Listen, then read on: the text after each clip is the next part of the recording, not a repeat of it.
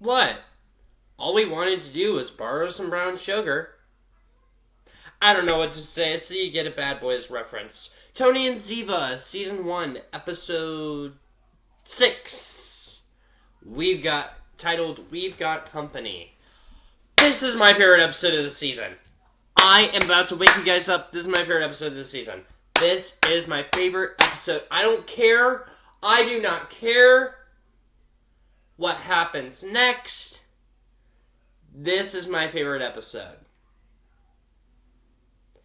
I love this episode. I love the fact that this is a Tony and Ziva-less episode, and we get more of what's going on with Sophie and Tali. I fucking love this episode. I motherfucking love this episode. Gosh, I have so much stuff to talk about because this was exactly what I needed with an episode focused on Tali. This is exactly what I fucking needed. Oh my gosh. Oh, and we are going to talk about that moment when Tali was beating up that henchman. We are going to talk about that. We are gonna fucking talk about that. Man, this episode. Oh, I love this episode. Okay. I have a lot of notes. I'm doing the method that I did with the last episode, where I just wrote a whole bunch of notes. I'm doing that same method here. So, if I go up close to the screen, If I go up close to the screen, it's because my typing is small. Yes. So this episode opened up, and we're just gonna go straight in the fucking center of this. We're gonna go straight to the fucking point with this episode. So this episode, it started off in a flashback back in 2020. So this was, I think it said August. Not quite sure. Not even gonna double check. What was happening was that Tony, Ziva, and Tali, they were all going into this safe house. And all Ziva said, I'm gonna close one of my tabs here, hold on. All Ziva said was that it was a vacation. It was just for a vacation. She wanted to just have a getaway. And she wanted to go to a remote, secure cabin in the woods. What Tony didn't realize was that this was the same safe house that Ziva went to when she had faked her death and when she was in witness protection. And to make sure that it was Tali safe, Ziva went ahead and cleared every single guns that was from the safe house. She erased all the guns, all the knives, all the weapons, shall you say. But she missed one. And that was in a satchel that was underneath the kitchen table. Not satchel, it was like a gun holder thing. And it was like Velcro to underneath the kitchen, the dining table. And Tali grabbed it. Then Tony and Ziva ran across to Ziva and said, "Oh, no, where do you get the gun?" They were freaking out. Tony was more so pissed. Ziva, she was like, I can tell her all about it. I can talk to her. I was trained how to use a gun when I was her age. And Tony was like, "Are you really sure we're going to teach our 7-year-old daughter what you were taught at 7? You were taught to be a soldier. She was taught to be a Mossad assassin. We're not going to do that with her. And she was like, I know. I understand. So, like, there's that portion of the episode where, Tali had found a gun that Ziva forgot that she had placed. And then, after that, we go back to present day, shall we say. We cut back to present day, where Sophie and Tali go to the safe house. Now, if you remember, while Tony and Ziva are on the run, they told Sophie to take Tali to the safe house. So she did. And when it's the same safe house from the vacation that they had went to 5 years ago, where Tali had found the gun. So,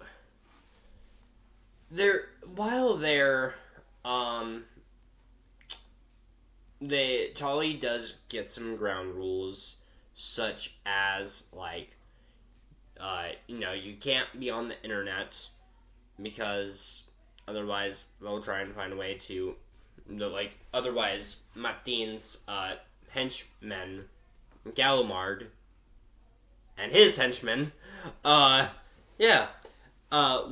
try and find them. So, while there, they pretty much are there. Tali then finds... I'm trying to see. Yeah. Tali then... Well, yeah, we'll get to the books later. Tali then finds a smartwatch underneath a pillow that was Tony's. And we get a memory. We go back and we go see a memory. Now, if you do not remember from the original show, Tony was prone to spill out movie stuff. And I think Tony is a lot like me, where me and him are cinema buffs. So, in the original show, he'll just, especially when they're solving cases, he'll just be like, this reminds me of that one movie with Tom Cruise. Or, this reminds me of that one movie with blah blah blah blah blah blah blah blah blah. I don't know why I said that many blahs, but you get my point. So he'll just spill out cinema stuff, and he'll spill out cinema quotes. And there was one moment where, while they are at the, going back to the flashback when Tali is playing a game on the smartwatch that Tony owned. And that, it looked like it was like it looked kind of like Slitherio. Does anybody remember that game, Slitherio? I hope I'm not the only one who remembers that one. That was a good game. That was like a game I remember playing a lot when I used to have an iPad. That was, when I used back with my childhood iPad. I remember playing that game a lot. But it looked like Slitherio, but like it was in a cave, and there were no other snakes. If you saw the episode, you get what I mean. And while that episode happened, while that flashback was happening, this was like after Tony and Ziva's feud when Tali found the gun. And that was Tali was talking to Tony, saying that, was Mom mad at me? And Tony was like, no. She's not mad at you. She's not mad at me. She's just upset by the situation. And when you know it, Tony then goes ahead and says this sentence. Which I know is not true. I know he's pulling that right out of his own ass. For 2 reasons. One of them's pretty obvious. I almost flipped you off. Sorry about that. I should have done that. Nope, that's not better. Anyways, and he said, my dad used to tell me that something along the lines of, like, when things get tough, or when the going gets tough, you have to remember Ohana means family, and family must not get left behind or forgotten. Or family does not get left behind or forgotten. That told me it told me 2, well, actually, it told me 3 things. Now I think about it. 3 things. 1, thank you, Tony and Ziva. That's a reminder of me wanting to having to do my first time binge of the reboot for Lilo and Stitch. Thank you. Thank you for that reminder, Tony and Ziva. Even though this show is kind of keeping me back from reviewing the reboot of Lilo and Stitch. Anyways, Tony, that's a quote from Lilo and Stitch. I reviewed the original movie. I reviewed it 3 months ago. At this point, wasn't it? 2-3 months ago did I review the original movie? I don't know. Find my review on YouTube. I think you'll see. maybe I'm correct. Watch them and look back on it and be like, oh yeah, it was 3 months ago. Anyways, and the other thing that it told me was that he's not true because his dad never was that kind of person. Just like with Ziva having to deal with her dad, who's pretty much training her to be an assassin, and therefore having Ziva resent her father, Tony kind of resented his dad for... And there may be more reasons to this too, and my brain is not wanting to fully click, because I am literally recording this at 6:50 at night. I was supposed to record this earlier today, and I was so tired. But he never liked his dad because after Tony's mom died, his dad got remarried so many times to the point where it kind of got difficult for Tony to have a good relationship with his dad. And even Tony's dad has admitted that he doesn't like that he's not been in his life that much. So, yeah. But, and it's yeah, I know that. Yes, I know you're just pulling that out of your ass. I know you are getting that from Lilo and Stitch because your dad never told you shit like that. And if he did, where did this come from?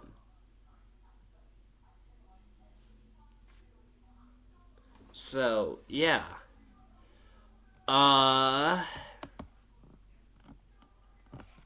So, yeah. Okay, sorry, I'm having to erase the notes whenever I'm done talking about them, and something fell. So, then, eventually, so, what happens next is, so, Tali decides to try and trick Sophie into getting out the house, and she tricks her by faking a period.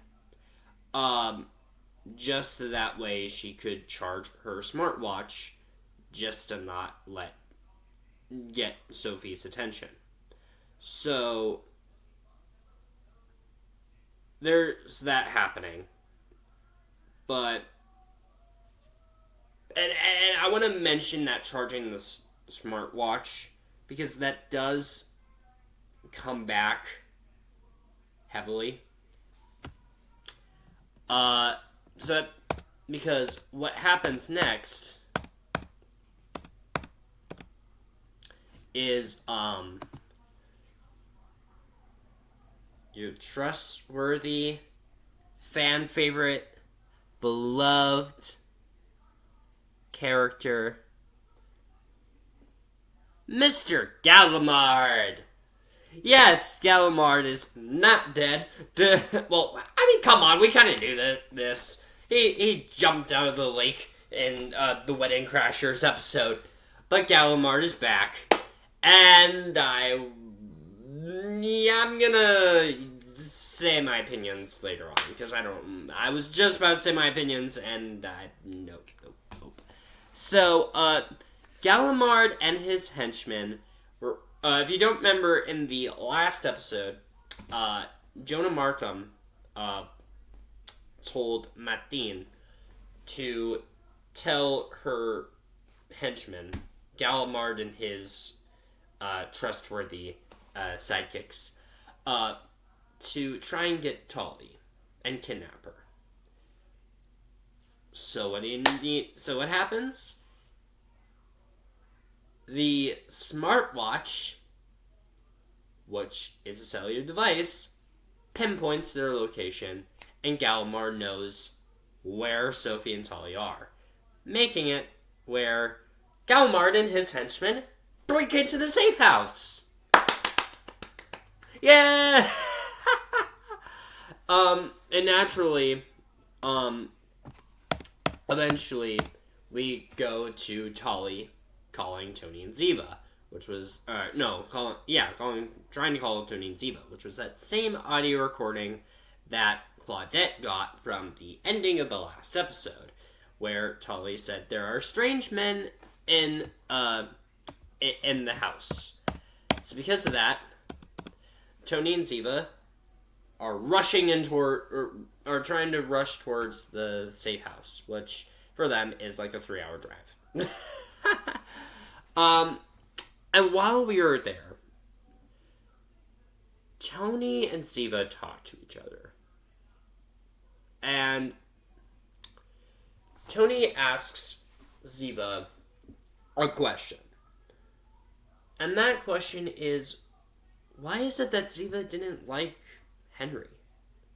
If you don't remember, Henry was the guy that worked with Tony, and for a while we thought Henry framed both of them, but it was actually Jonah Markham. And Ziva just said that he was jealous.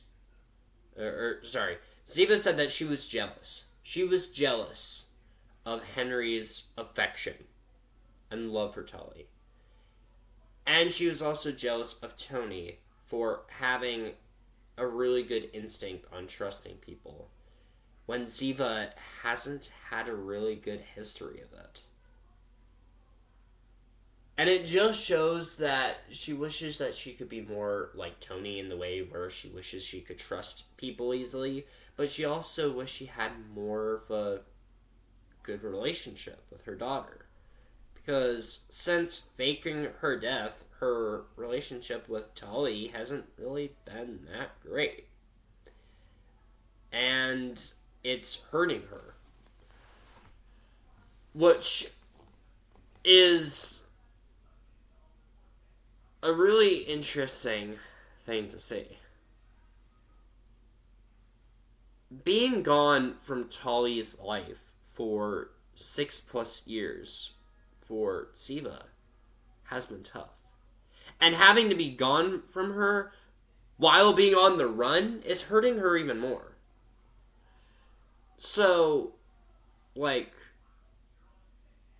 And, like, you could tell Ziva is trying. She is desperately trying to do the right thing. But she doesn't know how to. And for her, that hurts.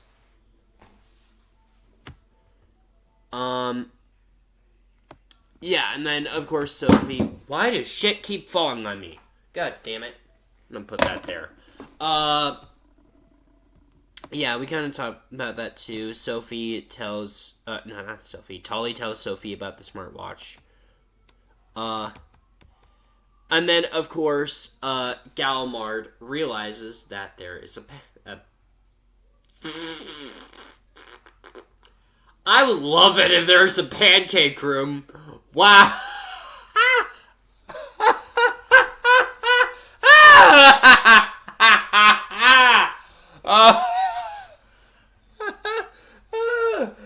I almost said pancake room.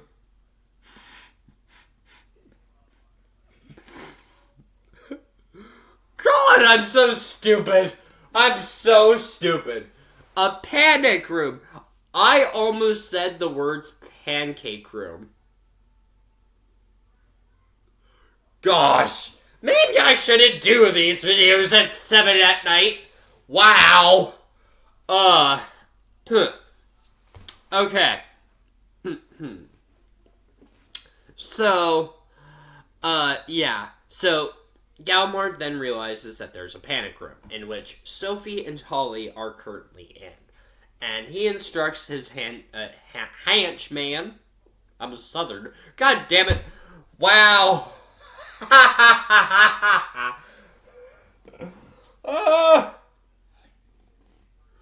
Maybe I should, because obviously I'm more awake when I do it in the mornings. God damn it.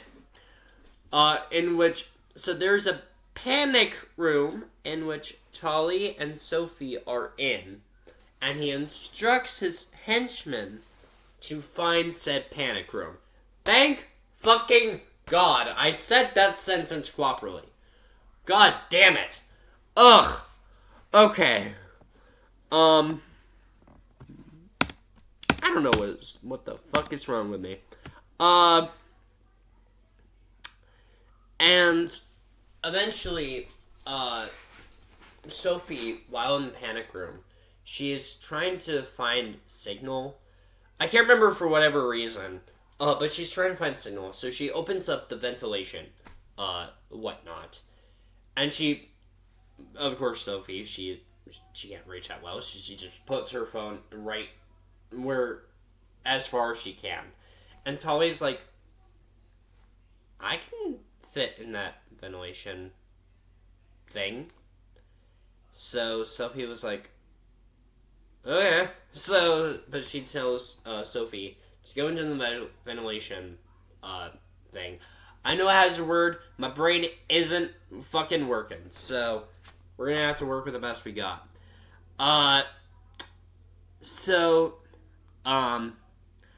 And once she does get signal, a bee does go into the tunnel. Ventilation tunnel. Tunnel. Found the word. I found the word. That's sort of 3D-ish. Found the word. Found the word. Found the word. Found the word. I should do these videos in 3D. Okay, I'm getting sidetracked. Fuck it. It's 7:02 right now as of recording. So a bee goes into the ventilation tunnel. And it does sting Sophie. But Tali does eventually get signal. Then she goes back out of the tunnel and back into the panic room. And Sophie notices the bee sting that she got. And she's like, are you okay? And Tali's like, yeah, I'm fine. But then, what do you know? The bee goes back into the panic room. And, another bee comes back into the panic room. By the way, there's a nest swan. God damn. A wasp nest. Nest swan? What the fuck? I know I don't usually do the cheers at the ending of the video, but I need a sip. Oh yeah, and I know I forgot to do the cheers thing at the end of the last video. And that's because my brain was so fucking tired. So I guess that counts. To repay the favor in the last one. Anyways. So, there's a wasp's nest outside of the house. That's why there's so many bees. So, a bee does sting Sophie. But what do you know? Sophie is highly allergic to bees. So, and she notices while going on the security camera that her, and I'm sorry, I'm bad at pronunciation, so work with me here. Epinephrine.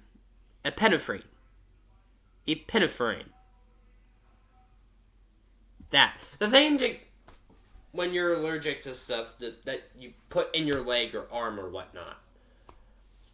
That thing. But while she's looking at the security cameras, she notices that epinephrine is in the living room in her bag. And so she just instructs Tali that Sophie may or may not need to go to the hospital, and Tali needs to just escape. Well, here's the thing.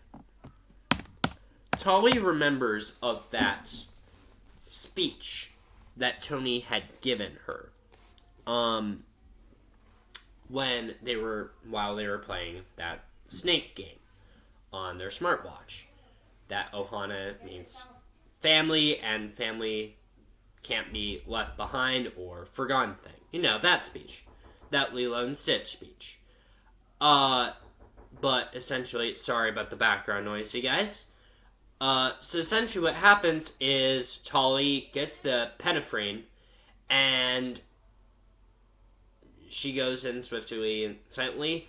Then when she notices that Sophie is laying on the ground, Tali just puts the epinephrine in her leg, waking up Sophie.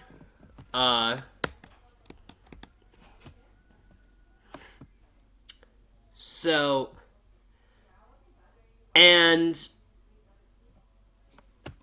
then we go back to another memory, which is while Tali is back in the panic room with Sophie, Tali is right next to the gun safe. And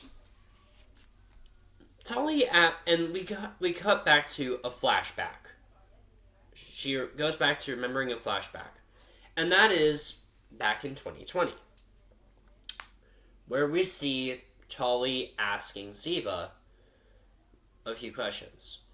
And she asks Ziva, Mom, you guys are done catching bad guys, right? And Ziva responds, yes. Yeah, we are. So why do you have so many guns? And Ziva responds to Tali saying, guns make me safe. When I was your age, I've had to grow up learning how to fight. And she continues saying that,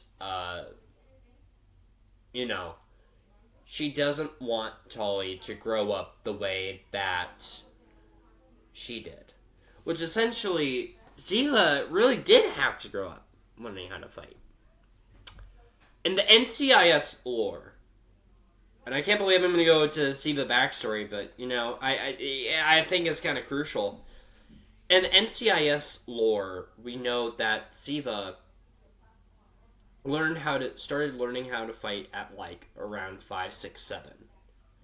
And that's because, at the time, she was trained to be a Hamas assassin.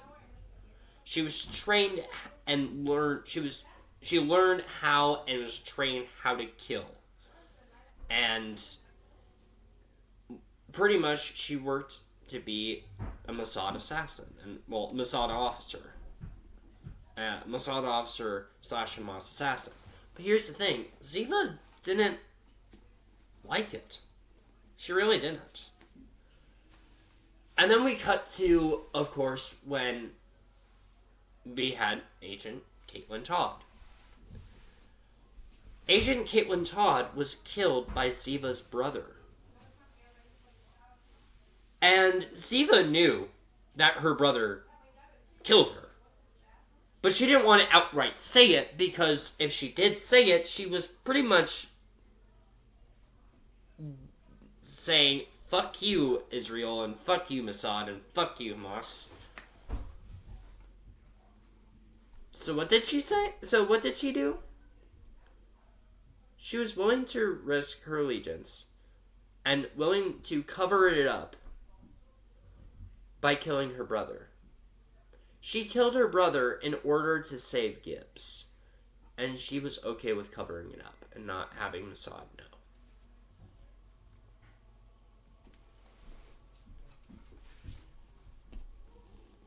Ziva has had a bit of a rough life. She was trained how to become an assassin when she really didn't want to be one. She just wanted to be out there solving stuff and whatnot.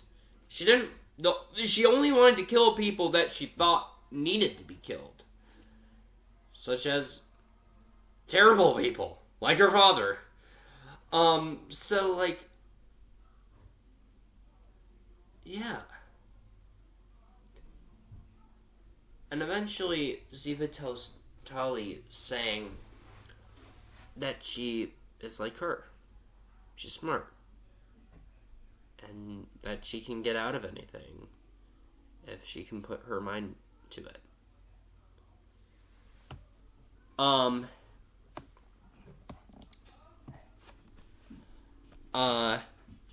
then we get, I should have talked about that too. The Claudette stuff. We'll get to that later.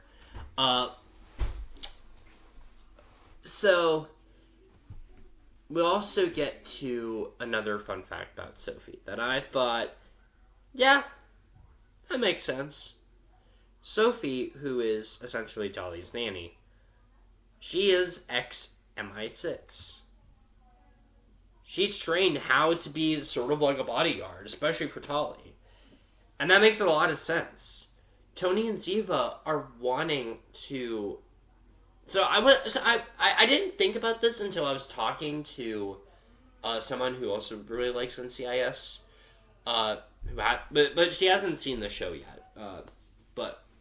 And when I was talking to that person, she said it makes sense because if anybody was to go after, if anybody was to go after Ziva, the one person that they would go after is Tali, because of all of Ziva's stuff and her past and whatnot. And that's why they had to hire an ex-MI6 agent to be Tali's nanny. And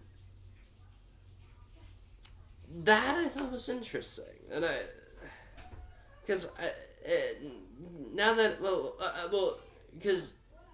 she explained it more in full on detail, and in my head, I'm tired. I can't remember the whole details, but yeah, that's essentially what the show is saying to us too. And it's yeah, for Johnny and Ziva, it makes sense to them why they would do that, because those people who would go after Ziva, they would probably want to murder or torture Tali. So hiring an ex-MI6 agent to be Tali's nanny pretty much makes sense to them. So there's that. Then eventually what happens is Galimard does the unfucking thinkable, and that is drop tear gas into the panic room. And what do you know? Sophie already has an idea. She grabs masks from the panic room, puts one on Tali, puts one on her, and they kick the tear gas into the living room where all the henchmen and Galimard are in. Then Tali runs outside. And this is the part I want to talk about. I probably just jump scared you, but this is the part. Tali is 100% Ziva's daughter. She is 100% Ziva's daughter. Oh my gosh. So she goes. Okay, I'm sorry. This is me. My favorite. This was my whole favorite part of this whole episode, and this is the part I've been waiting to talk about for this episode because, god damn it, this was my favorite freaking part. I love it. I love it. I love it. I love it. I love it. Can you tell how much I love this scene?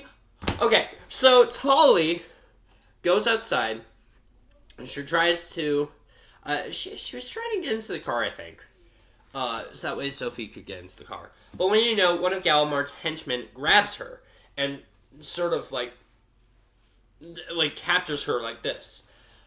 And the henchman was pretty much restraining her. And so the henchman said, "Oh, you're lucky I need you alive." And Tali said, "You're lucky I'm still a red belt." And kicks him right in the leg. So he kicks him right in the leg, does this to his chest. And then she grabs his arm, twists it, and then there's another part. While in the gun safe, Tali had grabbed a taser. And what do you know? She tasered his crotch and went inside the car. Then, when the guy stood up, Ziva went behind the steering wheel. She went behind the fucking steering wheel. And while the guy was standing, she revved the engine and hit the guy with the car. I'm going to move this drink because I am going to,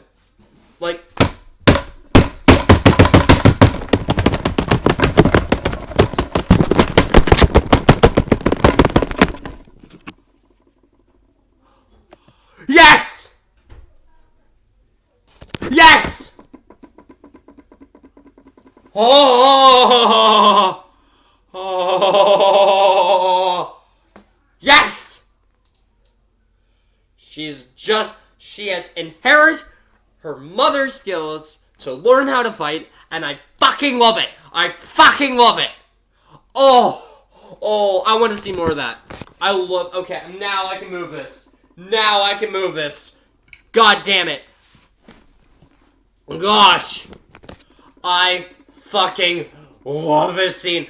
That scene was the reason why I enjoyed this episode. Just to see Tali kicking ass. Oh. Why the hell did that scene hype... why the hell did that scene hype me up? I don't know. I just think it's so nice to see the, mother-daughter thing with Ziva and Tali. Tali is a fighter, and she won't back down, just like her mother. She hit him with the car while driving! An 11-year-old! An 11-year-old, no mind you! God damn it! Oh! Oh,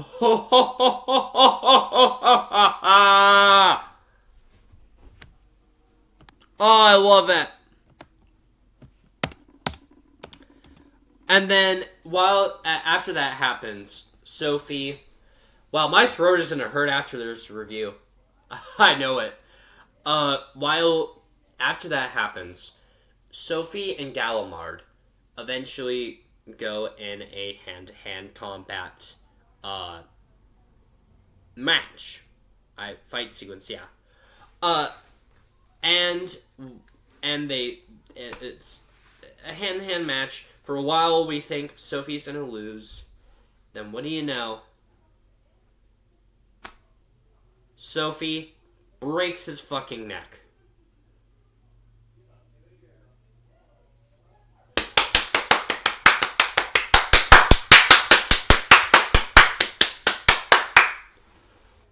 Why would... Wow, this is the most badass nanny I've ever seen for any TV show or movie. Look, I get it. She's ex-MI6.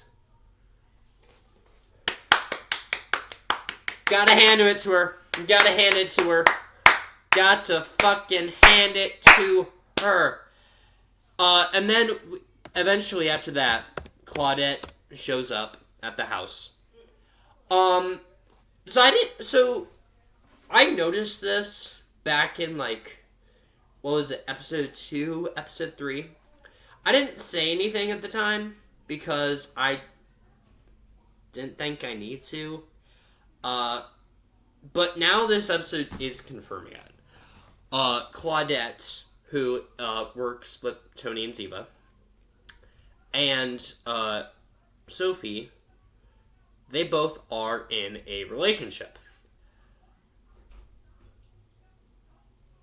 I may be wrong. Do not quote me on it. I think this is the first time that NCIS has explored LGBTQIA plus stuff. I could be wrong. Well, no. I'm wrong. Because I'm wrong. Because there was one episode back in season 1 that didn't age well. Now I'm thinking about it. Yeah, never mind. But, like, disregarding that one episode, I think you know what episode I'm talking about. There's an episode in season 1 where the villain turned out to be trans, and Tony didn't realize it, and Tony thought he was sleeping with a woman. It was back in season 1, back in 2003, and that episode did not age well. But not talking about that episode, I don't think they've really explored that many LGBTQ stuff in the NCIS universe. I could be wrong. I could be wrong. Comment down below if I'm wrong and there is something I'm missing. And if there is stuff in the other NCIS shows, then that makes sense. Because the only ones I really get into are the original NCIS Origins and this one. So maybe there is some stuff in the other shows that I just don't know. Comment down below. I could be missing something. But yeah, so that was kind of interesting, I thought. And then we also get... Oh, yes. And then we cut back to Tony and Ziva going back to Milan with Boris and Frugi. And while there, Tony and Ziva and Tali have a conversation. And Tali goes, I'm assuming you're wanting to send me back to another safe place. And Tony and Ziva says, yes, but it's only for a couple weeks. And Tali says, what if it happens again? The first time was bad. There could be more people after me. Then Ziva pauses. And she's like,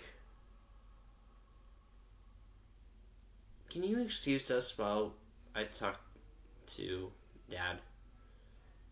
So Tali leaves. And Ziva then tells Tony that in her opinion, Tali would be much more safer to be with them. And not have to go to another safe house. I don't know what... I don't know if that's what's going to happen next, or if they are just going to go to another safe house. But I guess we'll just find out. Then we cut back to the 9.4 shit. So, yes, we talked about the whole shit with Tali and Sophie. We talked about all that. Now we cut back to the 9.4 storyline. So let me see. So the raining fire drone that had been stolen by Jonah and Dijon Lazar and Martine, they stole the drone and they sent it to the prison for transportation-wise. Guess what?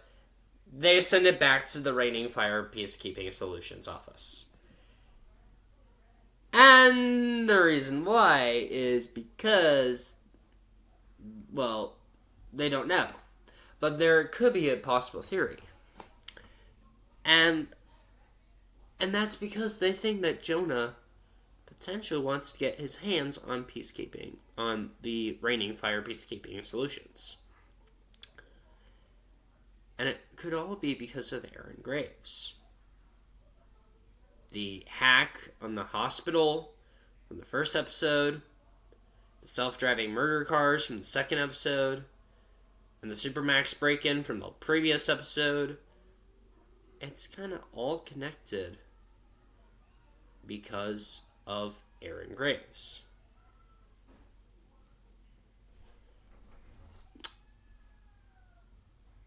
And they kind of have to figure out why Jonah has something against him.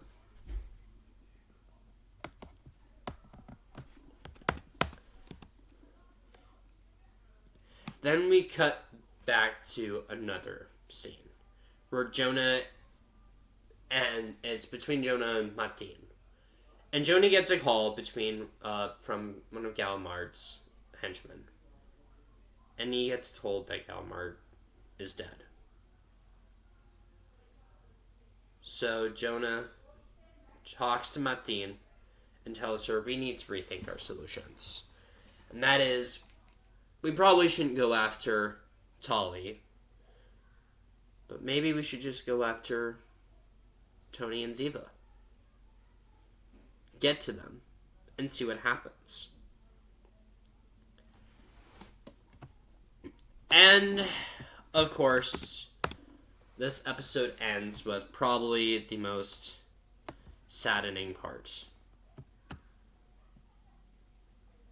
And that is, Tony actually has the courage to tell Tali about Henry's death. He doesn't tell her why he died, because he's trying to keep some stuff secret. But he does tell her that he died. And you can tell it's hurting Tony. Because to Tony, Henry wasn't just another friend. To him, he was like family. And it's hurting him. It's hurting him badly.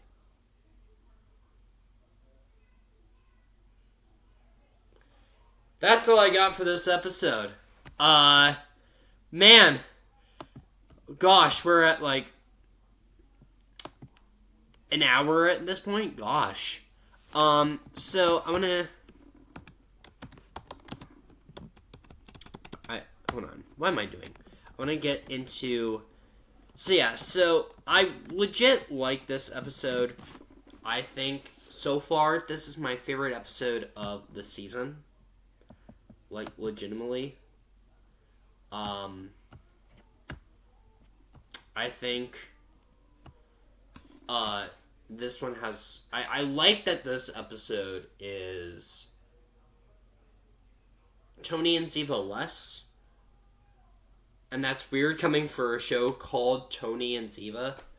But I think having the show, this episode, mostly focus on Tali was kind of important. And we get to see what happens with her, especially with her potentially being on the run. Well, not on the run, but being hunted. It was really interesting.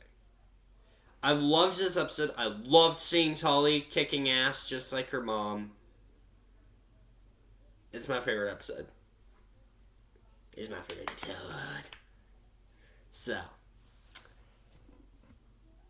So, what do we got? We are going to move into the ZIVA-ISM of the review, like we always do. So, let's see.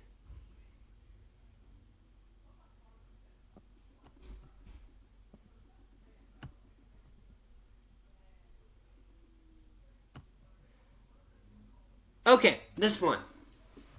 So this episode, Ziva was talking to a lawyer. No, not a lawyer, sorry. He was talking to this guy. I forget what this... I remember the episode. I don't remember what was going on in the situation. But she was talking to this guy who was helping out in the case.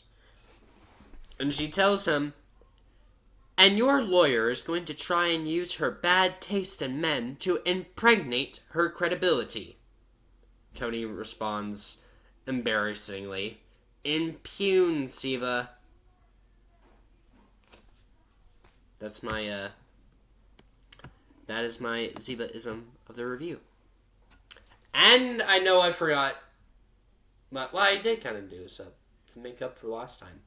So, to make up for last time, because I forgot to do the toast in the last one, like I usually do it in all of these. Remember, especially with Tony and Ziva, l'amour est puissant.